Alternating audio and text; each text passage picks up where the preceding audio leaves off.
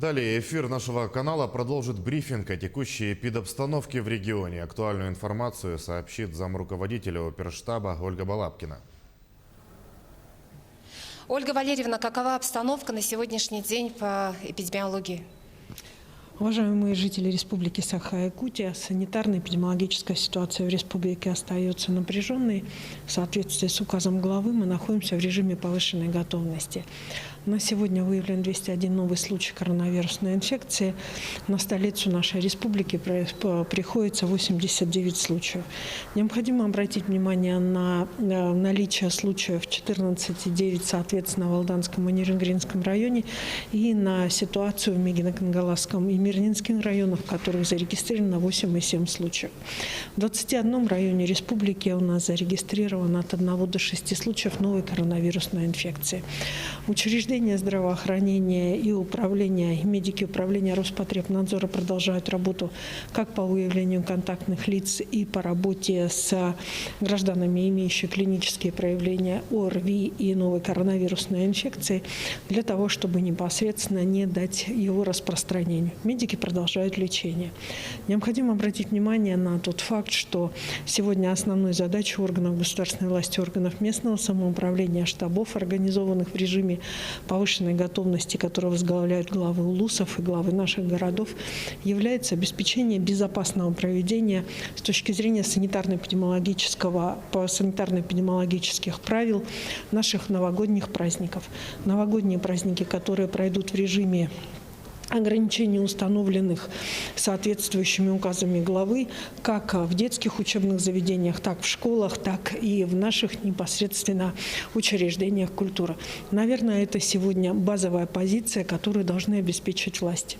Сегодня на заседании оперативного штаба, который проходил на моем уровне, приняли принципиальное решение о том, что непосредственно все дети, которые выезжают в районы на каникулы, они, соответственно, также будут подставлены как под педиатрический медицинский контроль на территории выезда на место каникулярное в пределах республики и, соответственно, соответствующее медицинское наблюдение им будет проведено так же, как и летом. Ну и кроме того, до конца недели Министерство образования должно будет разработать порядок безопасного выезда детей к своим родителям из интернатов нашей республики.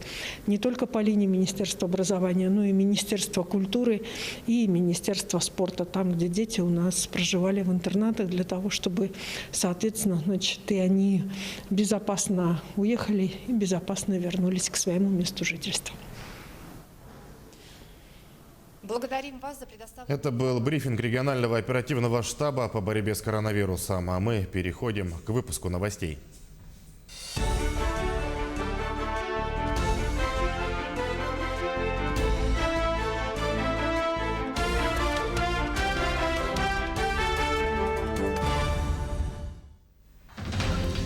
Отрасль продолжает активно развиваться, а работники энергетического комплекса отмечают профессиональный праздник.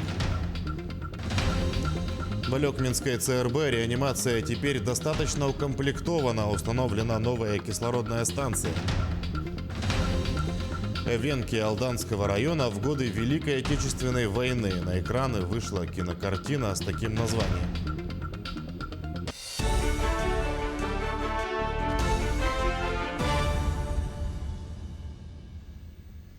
Вы смотрите новости в прямом эфире. В студии Сергей Михедов. Здравствуйте.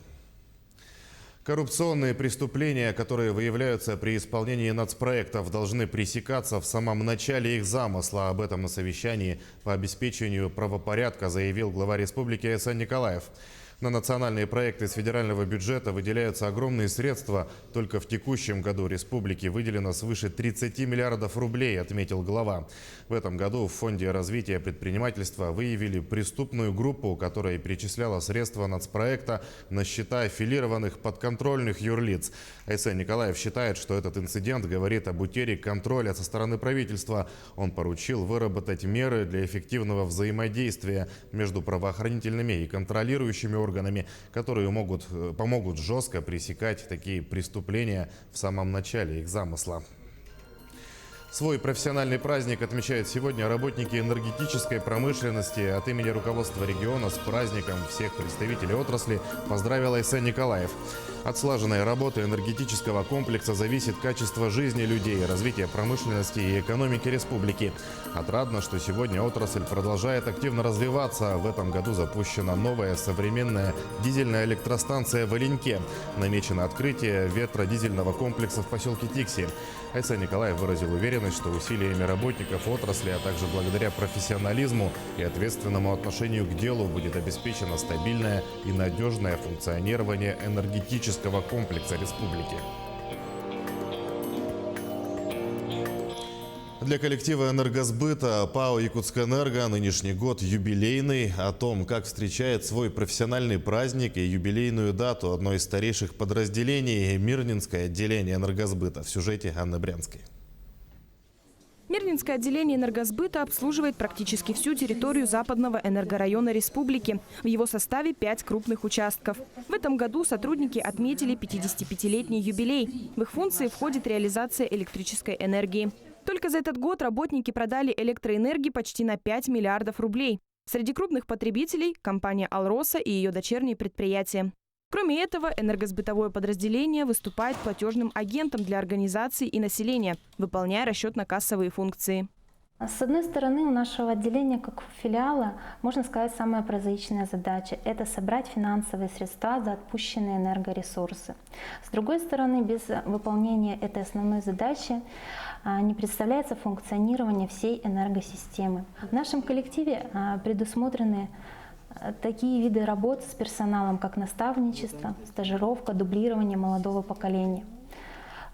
Опыт и знания наши специалисты передают молодым сотрудникам. Практически со студенческой скамьи к нам пришли работать Лидия Леонидовна Дьяконова, Татьяна Викторовна Пестова, Людмила Степановна Лабутина. Их прекрасно знают в городе. По традиции, в канун Нового года энергосбыт проводит акции для потребителей. Нынешний год не стал исключением. Энергосбытовики поощряют тех граждан, кто своевременно и в полном объеме платил за потребленную энергию. В эти дни до 31 декабря включительно проходят акции по списанию пений для населения и потребителей юридических лиц. В акции участвуют автоматически все потребители, у которых отсутствует задолженность за потребленные энергоресурсы перед ПАО «Якутскэнерго». Розыгрыши призов, а это сертификаты на оплату за электроэнергию номиналом 5, 3 и 1 тысяча рублей, будет разыграно у нас в 2 номинациях. Для потребителей, которые проживают в городах Мирный, Ленск, Алдан, Якутск. И если вы еще не оплатили за счет за электроэнергию, самое время. Ведь в Новый год, как говорится, нужно встречать без долгов. Анна Брянская, Кирилл Шолохов, телеканал «Алмазный край». 100 лет со дня образования Национального архива Якутии исполнилось сегодня, а наша съемочная группа встретилась с работниками старейшего учреждения. По словам директора, сегодня в архиве хранится более 3500 архивных фондов с общим объемом 1 400 000 дел, а трудится 80 человек. Самым древним среди них является документ от февраля 1649 года. Это грамота из сибирского приказа воеводе Францбекову об отправке в Якутский острог ссыльных стрельцов после медного бунта в царской России. Коротко из истории. Ровно 100 лет назад Якутский губревком по директивам Сибархива на основе документальных материалов, собранных при губернаторе Крафте, постановил о создании архива Якутской губернии. Представлены все округа и улусы, со всех, это систематически это все концентрировалось. Вот именно с 1920 года с образованием губернского архива. Очень большая заслуга якутского губернатора Ивана Ивановича Крафта, который в 1911-12 годах инициировал эту сбор, собирание документов в одном центре, то есть в городе Якутске. Занятия в школах отменили в связи с низкой температурой сразу в нескольких районах республики сегодня. Так, в Намском районе температура воздуха опустилась до минус 46 градусов. Уроки отменены для учеников с 1 по 5 классы. Минус 51 градус зафиксировали в поселке Усть-Куйга Устьянского района. Они учатся все школьники. В Верхоянском районе столбик термометра опустился до минус 50. Актированный день объявлен для учащихся с 1 по 9 классы. Температуру минус 46 градусов зафиксировали в Чурапчинском районе. Занятия отменили для школьников с 1 по 5 классы. Также в некоторых селах Амгинского района не учатся дети с 1 по 8 классы. Там температура воздуха составила минус 45 градусов. Утилизацию частей космических аппаратов, упавших на территории Якутии после успешного запуска ракеты-носителя с космодрома «Восточный», обсудили в регионе.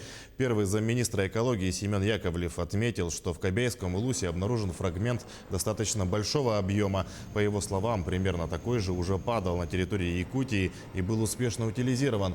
Что касается Алданского района, то поиск там пока невозможен из-за погодных условий. Завершая совещание, председатель Госкомобеспечения Дмитрий Лепчиков сказал, что эвакуация частей начнется только после обнаружения их всех.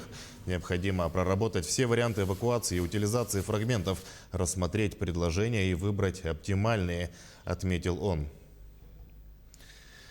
А сейчас срочная новость. Межведомственная комиссия Минтранса России одобрила проект строительства Ленского моста. Об этом он заявил во время встречи с представителями средств массовой информации. Напомним, что 21 декабря состоялось заседание Межведомственной комиссии Минтранса России, в ходе которого комиссия одобрила проект строительства Ленского моста и направила на рассмотрение правительственной комиссии. А в Алекминской ЦРБ теперь достаточно укомплектовано одно из самых важных отделений. Это реанимация. В специальном помещении установлена кислородная станция на 6 точек. О преимуществах этого оборудования в материале Елены Фаст. Отделение реанимации, сердце больницы. Именно здесь каждый случай сражения. Битва врача со случаем, который привел пациента сюда. На эту койку, под кучу проводов, под пульсы датчиков. Каждый из случаев единственный, потому что единственный каждый, кто попадает сюда. Когда вы считаете, что вот удался день, неделя, месяц? Ну, может, кощунственно как-то звучит. Не то, что кощунственно, а как-то может слух резать. Слава богу, если потери нету. Чтобы это сердце билось в хорошем ритме, нужно очень многое в помощь медику. Долгое время здесь спасали. И, видит Бог, спасали, казалось бы, очень тяжелых, обходясь минимумом. В небольшой палате напряженно ревел переносной концентратор кислорода. Вещь отличная, но... Раньше приходилось довольствоваться передвижными кислородными концентраторами. Создавались определенного рода проблемы. Передвигали туда-сюда, таскали. Шумовая нагрузка повышенная. Ну и плюс ко всему, кислорода-то они мало вырабатывают. Кислородная станция на 6 подключений. Мечты действительно сбываются. И огромный плюс. Не рвет уши рев агрегата. 4 подключения идут на реанимацию и еще 2 в отделение терапии. Раньше было невозможно. Тут кислород вот через аппарат выложен был. Было те концентраторы, было очень неудобно и шумно в палатах. Постоянный шум такой, довольно такой неприятный, вот 24 часа в сутки. Воздух вырабатывает кислород, поэтому очень удобно у нас станция. Тут ничего везти, заправлять, никаких баллонов, никаких лишних затрат не нужно. Сергей Юрьевич очень позитивен. Уверенность, сила – все то, что необходимо пациенту, чтобы верить. Здесь помогут. Врач тоже уверен. Сделаем все, что можем. А оборудование, это реальное чудо. Муравью пришло. Я же говорю, это бывает вообще. В современных реалиях это вообще, чтобы вот так вот по 4 аппарата ИВЛ за раз приходило, в ЦРБ, это крайне редко такое. Это праздник, скажем так. Елена Фаст, Максим Копылов, Алекминск.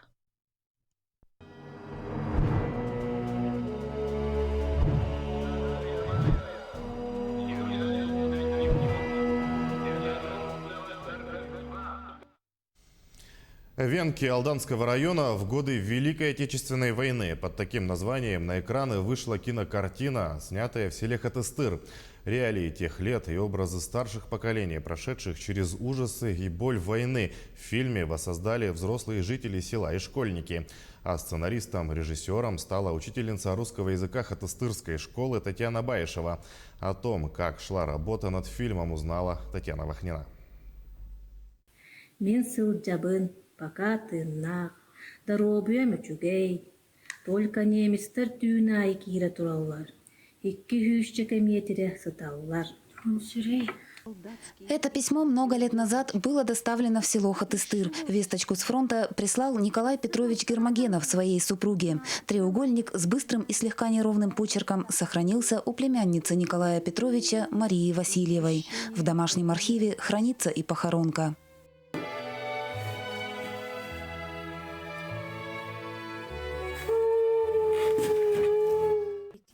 Реалии страшных 41-45 отражены в картине «Венки в годы Великой Отечественной войны». Кровопролитные бои, тяготы тыла, непосильный детский труд и всепоглощающая боль жен и матерей, получивших весть с фронта.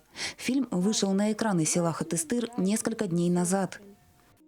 Фильм «Венки в годы Великой Отечественной войны» был снят по сценарию, написанному учительницей литературы школы села Хатыстыр Татьяной Баишевой. В основу создания кинокартины легла идея, воплощенная школьниками Белецкого наслега на сцене Алданского театра юного зрителя 10 лет назад. Музыкальную композицию ребята представили к 65-летию Великой Победы на районном фестивале «Золотая сказка». Я, Андреев Гаврил Николаевич, Эвенк, уроженец Учурского района, был призван в 1941 году, пропал без вести. Роли 7 бойцов исполнили школьники с 7 по 11 класс. Почти 80 лет назад на передовую отправлялись их деды и прадеды, бывшие не намного старше. А сцена битвы снималась в центре села, на руинах прежней школы. На этапе написания сценария Татьяной Баишевой была проведена огромная работа по изучению архивных материалов. Достоверность соблюдена и в подборке сценических костюмов. Шинели хатыстырцам предоставил районный дом культуры. Он мертв уже, ему не больно, а их еще письмом убьют. В процессе работы над фильмом, отмечает Татьяна Баишева, артисты были сосредоточены серьезные, стремясь каждое действие сделать максимально реалистичным. А на презентации картины ребята не могли сдержать слезы боли и благодарности поколению победителей. Татьяна Вахнина, Алданский район, село Хатыстыр. К этому часу это все новости. Берегите себя, не забывайте носить маску и соблюдать безопасную дистанцию. Оставайтесь с нами.